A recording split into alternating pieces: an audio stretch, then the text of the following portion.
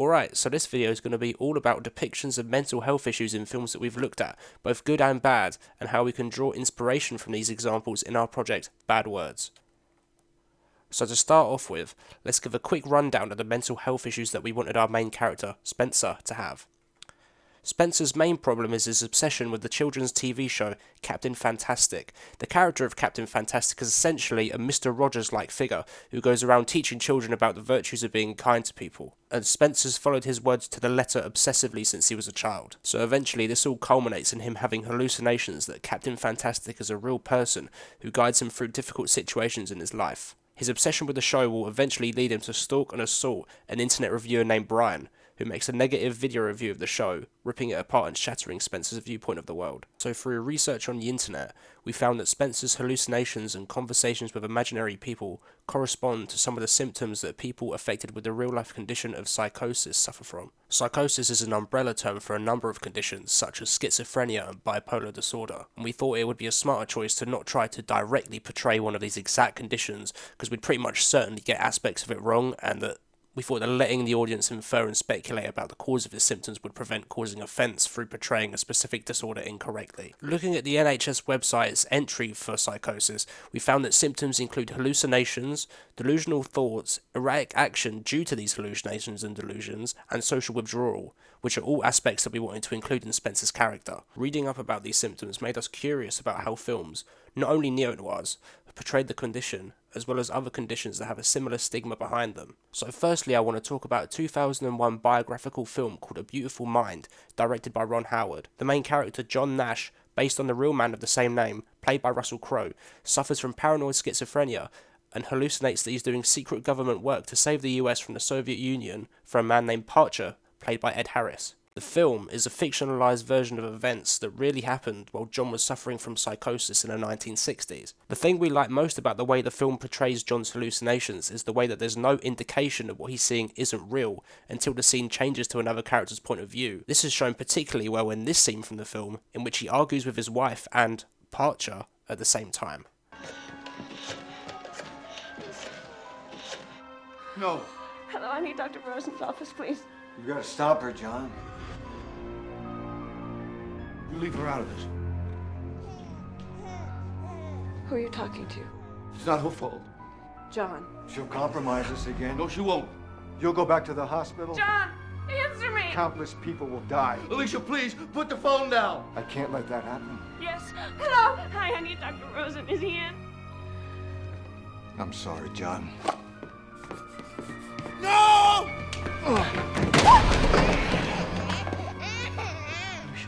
You know what you have to do next.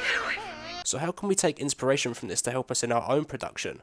Well, we felt that the scenes which include a hallucination of the Captain Fantastic character should be similar to this, having him be physically there and just as real to the viewer as he is to Spencer. There are a couple of reasons why we want to do it like this. Firstly, it's because the film is told from Spencer's point of view for the most part, and in order to get the audience to understand what he's thinking, we need to portray the world in the way that he sees it. During the scene where he confronts Brian at his house, we will include shots where he's not visible, showing Brian's viewpoint for a brief moment to firmly establish to the audience that the captain is only a hallucination.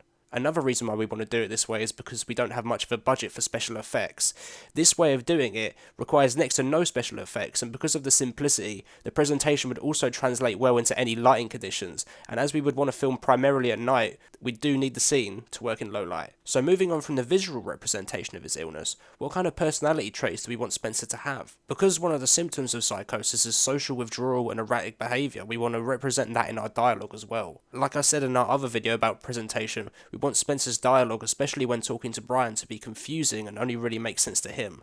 Saying that, we want to keep it believable and not too melodramatic. An example of the kind of melodrama that we want to avoid is shown in some of the dialogue from the 2019 film The Fanatic by Fred Durst. The main character Moose, played by John Travolta, is a social outcast, and his lack of social skills sometimes lead to him having public meltdowns in stressful situations, like in this scene here. Alright, you're gonna help me make some fucking cash, bitch!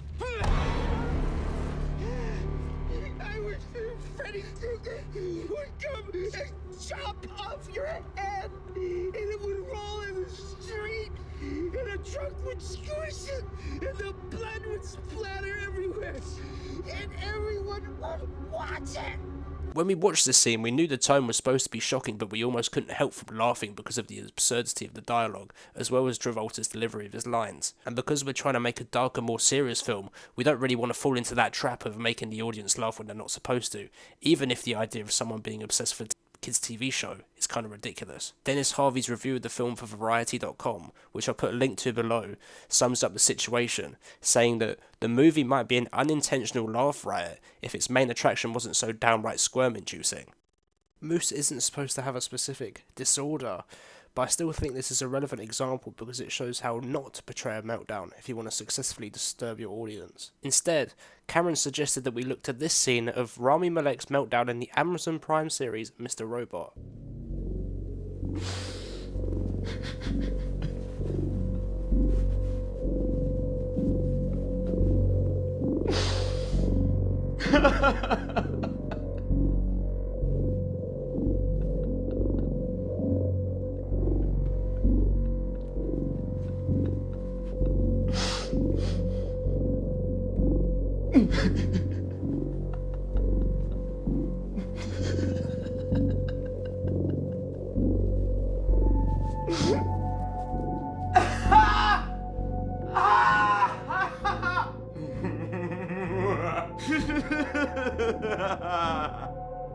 What's so funny? Firstly, the scene has a slow build-up, going from a slight chuckle to mad laughter over the course of the scene. The whole sequence lasts around 45 seconds and the action is built up throughout. We preferred this kind of slow burn to the way that John Travolta's character basically goes from 0 to 100, as it makes the scene unpredictable and the audience doesn't know what Malek's character will do next. While sudden actions may make the viewer jump, the shock wears off pretty quickly, whereas keeping it spread out over time helps preserve the tension of the scene. Also, we were impressed by the way his character never goes too far with the laughter and how it's kept to a believable yet still dramatic intensity. While we want Spencer to have kind of a psychotic break, we don't want to go so extreme that it becomes camp, and the way that this scene does it in a less exaggerated way showed us that it's possible to show that without breaking the audience's suspension of disbelief. So these were just some of the scenes that we think that we could draw inspiration from in order to portray Spencer's condition on screen in a believable way, and we hope to achieve a similar effect at these scenes in our own film. Thank you for your time and watching.